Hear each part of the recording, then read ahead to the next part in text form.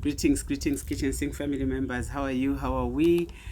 Guys, when we did the live YouTube session, there was a very important request that was made that we discuss parenting adult children. And my children are both adults. One will be 34 this year, the other will be 27 this year. And so they're not like big time adults, but yes, they are adults. And I just wanted to share that before we go to the adult phase, which is where I am with my husband, parenting our children now as adults, let's just give a little bit of information to those that have little children, which has a bearing in an adult child. Very important. As a young child, from early childhood, the parenting emphasis there is you want to parent them from dependence to the beginning of independence. What am I saying? When a child is born, they are wholly, totally, 100% dependent on you, the parents. But as they grow, when they are a year old, there's certain little things that they can do. I have a grandson who's almost 13 months old. Is it 13, 14 months old? He can't do a lot yet. He can't do a lot yet, but he can listen to small instructions. He's not even speaking yet, but when we meet, the parents will tell him to say, Moresa Gogo, and for him to Moresa Gogo, which is greet your grandmother, for him now, his understanding of that instruction is he will clap. He will clap, hi Gogo, and he can do that. It's a small instruction, but we know that Munana hears, Munana is able to follow instructions, and that's a good development in a child. And so you know that as he grows up, you can trust him to hear you, you can trust him to follow instructions, no matter how little they are, because eventually they're going to grow bigger and bigger. That is very important. And eventually you also, at some point, I'm sure they'll ask him, Munana, bring me a cup. Munana, do this in that space. And as long as he's able to follow instructions and follow through the instruction with the requisite behavior, that is very, very important. That's why I thought, let me not just jump into parenting, but let me do this. Start from early childhood. And then when he sees me and he claps his hands to greet me, we all then laugh, we celebrate that, and the child knows that this particular behavior has been affirmed. And every time we're doing that, he does it even better. Now he does it even with a smile. And sometimes he does it even when the parents haven't asked him to do it, because he knows that when I do this, everybody around me is happy that I have done that. So we're building trust, a foundation necessary to build on as he grows older. Very, very important. Later on, when Munana is now an adolescent, we now have to emphasize the area of emphasis in that parental style is we move from being an authority figure in their life to providing guidance. As an authority figure, you are the rule maker. You are telling them what to do. You are telling them this and that. For our children, these two who are now adults, when they were adolescent, when they were young, our rules included that we would wake them up, early morning, before they go to school, for a time of family devotion.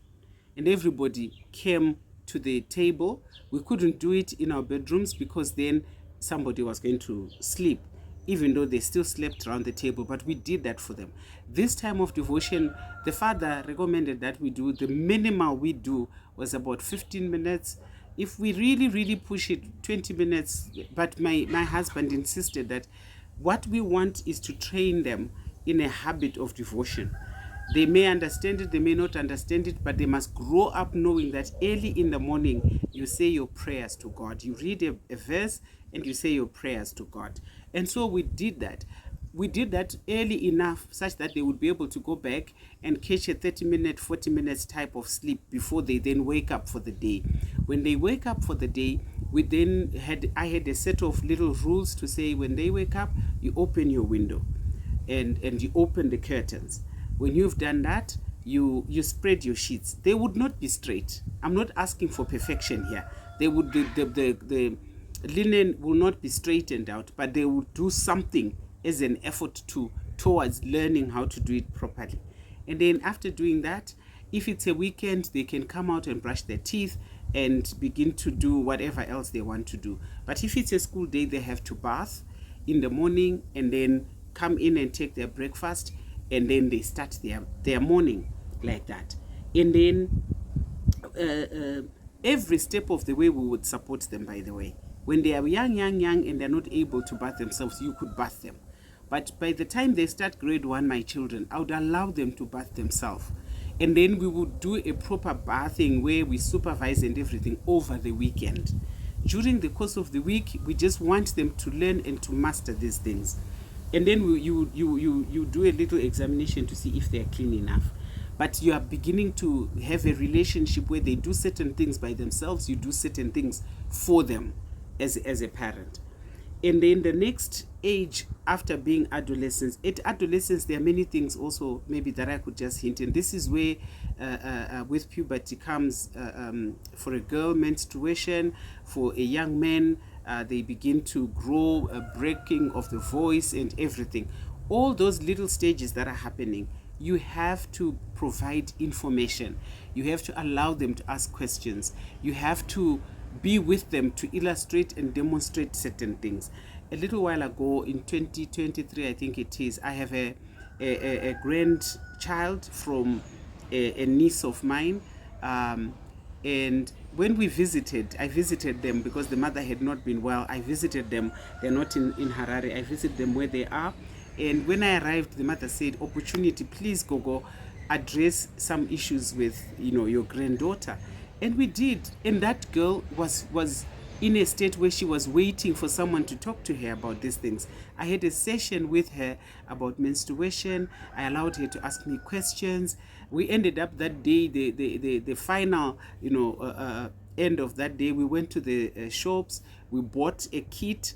And, a kit for home, a kit for school, a kit for her bag in case things happen when she is in between home and school. And we did that. And then we went back home. When we went back home, I thought we were done. But my granddaughter then came out to say, Coco, what I have done is I have also put a pant in every little bag that she had, so that if I need to change pants, then I won't have a crisis. Brilliant young girl that she is.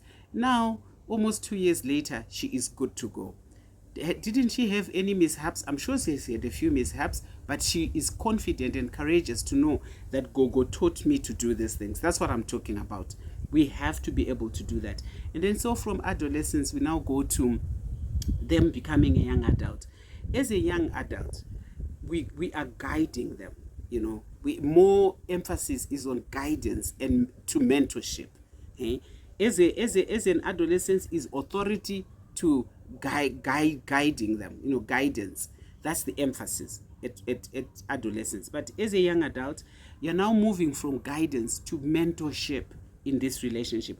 Guys, this is very important. I have observed families where a young adult is being parented like they are 4-year-old. Parents are doing stuff for a young adult in a way that will disempower your child, in a way that will deprive, maturity in the life of your child. So as a young adult, you step back as a parent, you step back from daily oversight. I hear people, tell me stories that, I am in touch with my child. I will ask them whether they've gone to church. I'll ask them whether they've done their daily devotion. I think it really appeases the mother more than it does benefit the child. At this age, a child must be allowed to tell yourself the truth that, Mama, I missed church, I was tired, or I overslept. They should be at liberty to say that and not feel like, I have to do this, otherwise Mama is going to ask me. what I tell mothers in my life today, I say, when you say what was preached at church so you could check they went to church, they could do that online, you know. You have to allow them to tell you the truth of how their life is at that age. So step back a little bit and respect, you know, emerging adult identity. You know, when they are with you, they are a child. You know, their identity is forming. It's in the process of being formed. But at the beginning of young adulthood, they are then beginning to find themselves. You have to be able to accept that with guidance and mentorship, but allow them to be themselves. I think it's very important. And then you also offer wisdom without controlling outcomes. Don't overly impose yourself into that space. My daughter has shared her story on this channel, if not on this channel, on Springs of Hope, of how when she was a young adult at university, she did well for first year, but she had to carry over a subject or two. I can't remember the details, but when she was in second year, she then failed second year, like failed it. She had to retake it. And when we received that news as parents, we were devastated. And we didn't know. I'm trying to emphasize the point of offering wisdom without controlling outcomes. We didn't have an immediate answer to what we would do, but it was very clear that one of us has to be with her at that time. I traveled to be with my girl, and as I was traveling, you know, I was processing, how am I going to do it? How am I going to arrive? What am I going to say on arrival? And literally when I arrived, she picked me up from the airport. And when she picked me up from the airport, obviously we were talking about how things are at home, and we traveled to her university town, which is where she was staying. And without me asking about the details of what happened, how did it happen, we were just talking about everyday issues. On arrival, I was tired, so I refreshed myself and I went to bed.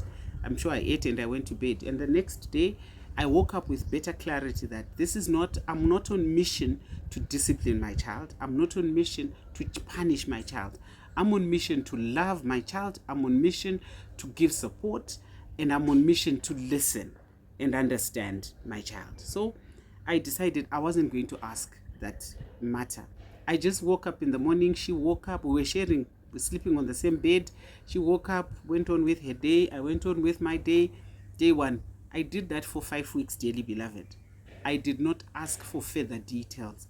The only conversation that I had with her to that end was, so what is your plan? And then she shared that, you know, when the results came, my friends and I, we were mourning, and then my friend said I could do that for 3 days, and after 3 days they wanted a plan, and this is my plan. I will retake this year. This is what you want to do. Allow them to process through things, in my opinion. Someone could disagree with me. If you are disagreeing with me, just say something in the comment section and share your own experiences. This is my experience that I'm sharing with you.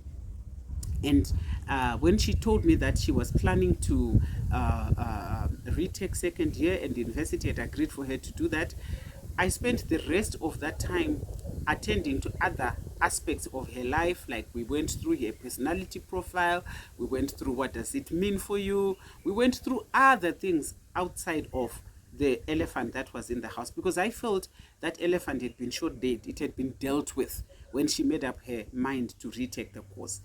After my stay with her, I came back home, and it was time for her to start that second year again. Believe you me, that child cleared that degree with a first class. And I believe not only is it a result of her hard work, it is also a result of how we chose to parent her in that critical time of her life. Very, very important. And then because of that experience, it allowed for her to know us in a much better way than she had ever thought. As a young child, you know, we were looking for the results. You want to see the results slip. You know, it gives children this feeling that I can't fail. My parents don't want me to fail. But when she does fail, They must also know that my parents are always available to support, to provide guidance, and to just love me. My love from my parents is not dependent on my result slip from school. I think that is very, very important. And then when the young adult, now becomes a mature adult, you move from caregiving to becoming peers with each other. We develop mutual support systems with each other, which is where I am now with both of them. They are mature adults. We share life experiences. We pray over each other's life experiences. They pray for us. We pray for them, and we sat down. We sat down with our daughter the last time she came, and in this sit down, we were saying to her, trying to take her through the paces of what it means to be an adult as part of a family. And I remember having a conversation with her on, should we die and you are far away from us, why should people wait for you to come? On what basis should people wait for you? You know what happens when a parent dies and children are far away? The funeral takes longer because parents are waiting for children from overseas to come. And I said, what qualifies you for people to wait for you when I die? She was a bit confused. And then we went through with the father a teaching on what it means to be a child when your parent has died. What does it mean to bury your parent? And for us, it meant, not just on the day that I die, but before I die, what have you done to prepare for the day that your parent is going to die? That was a very difficult conversation to have, but we had to have that conversation. And it included, on that day, 2 weeks, she'd gone back, she took over our funeral policy payments, because that's what we said. People should wait for you because you are doing something towards that, and that qualifies you for the family to actually wait, everything to wait because of you. And when she took over, the particular policy that she took over has a ticket in it for 2. So we know when I die, when the father dies, they are able to come, our children are able to come and bury us, and it's worth the family waiting for them. Because I said, why should people say, we want to thank the children? What are you being thanked for? If I am being buried on an insurance policy, a funeral policy that we paid ourselves, why should people say thank you?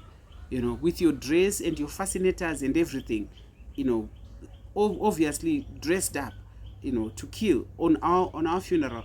There has to be something that you've done that is worth your while. I'm saying this to other parents of adult children. They can do these things, guys. The one who is around, we've asked them to say, this one will take care of the Nyaradzo funeral policy package that we have. But the ones here, there are other packages that they can carry as children, like 𝐂𝐲𝐶, a policy that will give them cash at the time of our death. They could let people say, where is your child? And they'll say, oh, no, paper. That's what we call it in Shona. But they are going about processing, issues around that death. And it's worth your while when you come back, money is needed, you are paying for them because you've prepared for that day. Those are some of the key responsibilities for them becoming adults. And then when we are sharing experiences, the other thing that we did with our children, over and above taking care of our policies, our health insurance is very expensive, and we're still able to take care of it. We're carrying on taking care of it. But we want for them to check in with us now. We had to tell them, check in on us as much as you feel necessary. And also we will check in on you, on a regular basis. Some of these are children, they don't know that it is important for them to know that today Mama is not well, she's down with the flu, Daddy wasn't feeling too good, and things like that. You have to let them know that you need for them to do that. And when we are in a gathering as a family, we're celebrating a birthday, or there's a small family gathering, we started allowing our children to be the ones to give vote of thanks. We started expecting them to give speeches. They would say something about whatever occasion that for which we are gathered, so that they know how to take responsibility. A child is not able then to say thank you to people when they themselves have done nothing. So the agenda there is for a child to know that if there is a gathering, you take responsibility, you become a part of what is happening. At the end, you give a speech, you thank people, you are kind, you are someone who's been observant to see what has been happening around you. And for a long time now, we unless somebody insists, we no longer give a vote of thanks when our children are there. We allow them to do that as a role that they are very happy to do. And then eventually, as an adult, there has to be a total, complete takeover where the transition from authority figure to mentorship involves shifting. They begin now to make decisions. And what we have done towards that now is I think we are over 50%, maybe we're going towards 50% of them taking over completely. We have family sit downs, like every 3 months or every 4 months, they will call for a meeting. They will actually call for the meeting. In that meeting, our son is the chairperson, our daughter is the secretary, the general secretary, our daughter-in-law is the one who sometimes takes minutes, and everybody is part of that sitting, is what the picture that I want to paint. And by the time we sit down, our secretary would have told us the issues that we are discussing as a family. And our chairman, our son, is the one who say, no, what you're saying, and they are taking over. We want them to take over those responsibilities so that we are not doing things for them until we die. No, me, I'm not prepared to do that. I'm quite happy to hand over a lot of things to them so that they will not struggle in their own lives as well. It's very important for us. So, and they sometimes will give us instruction and they expect us to give back a report on how we would have done things. Our role now really is to provide emotional support and spiritual guidance. That's really where we are now. I don't need to know the finer details of my daughter's day unless she shares them. But I want to be available to them for emotional support, for spiritual support and guidance. I think that is very, very important. And also allow our relationship to be more reciprocal. If we are traveling with our son and daughter-in-law, he is the driver. It's automatic. He is the driver, the wife by his side, we sit in the back with our grandson. That's automatic. We do not drive our son. Even when Shido comes, we do not drive our children, unless if it is maybe something that has happened. We allow them to take charge in small ways, but they build up. You give them confidence in what they are doing. If you continue wanting to be the one in charge, you are dismembering your child. You are disempowering that child. They are, as we have discussed, obviously, because I can't carry on the whole day, but these are issues from which you can start to empower these children. Very, very important. And also allow them, open communication lines so that they feel empowered. They can come in, they can talk with you, and relationship happens like that. It's reciprocal. It's not one-way street. They begin a conversation as much as we begin a conversation. And when we have been able to do that, we've seen that they have become more responsible in their lives. Does that mean they are perfect? No. We never drive for perfection. All we are doing is for them to become the best of themselves. That's what is important for us. Each person becomes the best of themselves, even as we, the parents, are becoming the best of ourselves. Now we have an added on responsibility as grandparents, as taking care of our children's children. We are doing that now. Remember, I told you of my niece's daughter that I had to have a conversation with, where she's in adolescence now. With our little one, who's 14 months, we are babysitters. That's the major role that we are playing. We are babysitters. We assist the parents when they need time, and we do that with joy. And that's how, in a nutshell, I could say we are parenting our adult children. Remember, it starts from when they themselves are young.